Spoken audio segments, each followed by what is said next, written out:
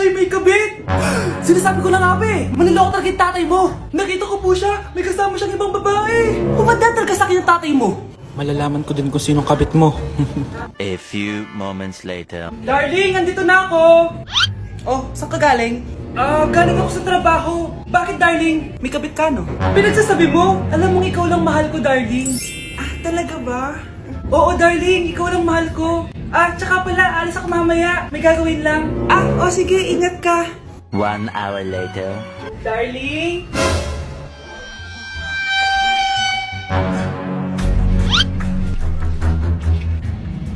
Sinasabi ko na nga ba eh! May kabit ka! Walang iya kayo! Dito pa kayo maghaharutan! Darling! Wag mo ako darling! Mari! Mali akala mo! Ikaw! Akala ko tunay kang kaibigan! Ahas ka pala! Darling! Tama na! Umalis kayo dito! Ayoko makita pagmumukha nyo! Darling! Binigyan niya lang yung pinabili ko sa kanya! Ay, ganun ba? So, surpresahin kita kasi anniversary natin bukas, di ba? Sorry!